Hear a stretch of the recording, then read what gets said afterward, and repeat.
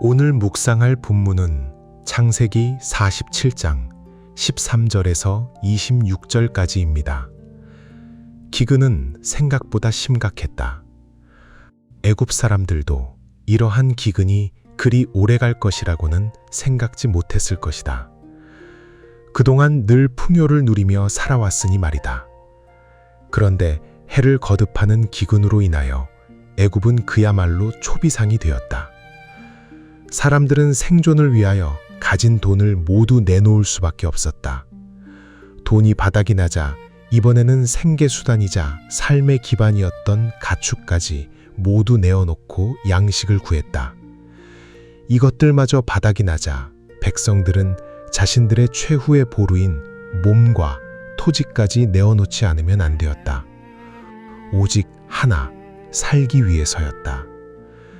사람들은 자신이 가진 재물, 권력, 능력과 기술 같은 것에 의지하여 살아간다. 이러한 것들이 자신의 보장이 되고 안전한 울타리가 될 것으로 생각하면서 말이다.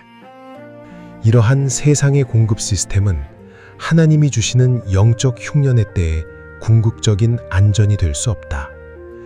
통장의 잔고나 자기 능력, 스펙 같은 것이 미래를 보장해 줄 것으로 생각하는데 그건 크나큰 착각이다. 물론 이런 것이 필요 없는 것 아니다. 하지만 이런 것을 궁극적 보장으로 믿는 마음은 철저히 경계해야만 할 것이다. 이런 것이 하나님의 자리를 대신할 수 없으니 말이다. 백성들이 요셉이 공급해주는 곡식으로 살아갔듯이 하나님이 주시는 일용할 양식으로 살아가는 것이 최선이다. 말씀을 붙들고 살아가는 것만이 유일한 대안이라는 말이다. 세상의 공급 시스템이 아니라 하나님이 제공하시는 생명 공급 시스템으로 살아가야 한다는 말이다. 하지만 이게 잘 되지 않는다. 쉬운 일이 아니라는 말이다. 머리로는 그래야 한다는 것을 알고 있다. 하지만 그렇게 사는 것은 정말이지 어렵기만 하다. 그래서 주님은 내가 붙들고 있는 것들이 진정한 생명이 아님을 깨닫게 하시기 위해 때로는 내가 의지하던 것들을 흔들어 놓으신다. 토지는 삶의 기반이고 몸은 존재 자체이다. 최후에는 인간이 붙들 수 있는 가장 근원적인 영역까지 주님이 흔들어 무너뜨리신다. 왜 이렇게까지 하시는 것일까? 지푸라기 하나라도 잡을 게 있다면 그걸 목숨줄로 생각하고 붙드는데 인간이다.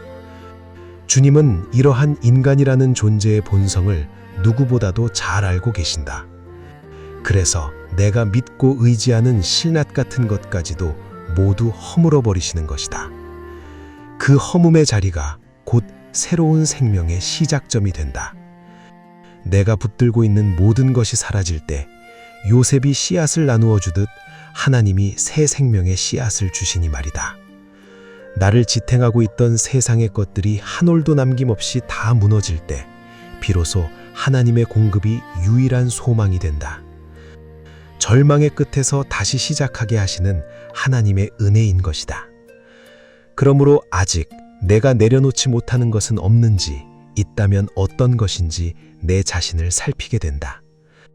마지막까지 놓고 싶어 하지 않는 나의 토지와 몸은 무엇인지 생각하게 된다. 자원하여 내려놓지 않으면 언젠가는 주님이 강제적으로라도 내려놓게 하실 수도 있으니 말이다. 주님 안에서 모든 걸 내려놓는 건 결코 위험이 아니다. 두려움도 아니다. 내 손에 쥐는 것을 모두 내려놓을 때 비로소 하나님의 손이 새 것으로 채우실 것이니 말이다. 하나님이 내게 허락하신 기근이 결코 무의미하지 않음을 믿는다. 이러한 인생의 기근을 통하여 나의 모든 것들을 하나씩 허무시며 주님만 바라보게 하시는 그 손길을 느끼기 때문이다. 그러므로 내 인생의 기근은 절망이 아니다. 기근의 목적은 무너뜨리는 것이 아니라 다시 살리는 것이니 말이다. 기근의 때가 지나면 요셉이 백성들의 빈손에 씨앗을 쥐어주듯 주님도 내 손에 생명의 씨앗, 소망의 씨앗을 쥐어주실 것이라 믿는다. 지금 내가 해야 할 일은 다른 게 아니다. 아직 팔지 않은 나의 토지는 없는지, 마지막까지 붙들고 놓지 않으려는 나의 몸은 무엇인지 살피는 일이다. 그리고 말씀의 거울에 나를 세우며 나의 내면을 비추어 보는 일을 게을리하지 않는 것이다. 혹독한 겨울도 꽃 한 기 머금은 불어오는 봄의 훈풍에 밀려갈 것이니 말이다.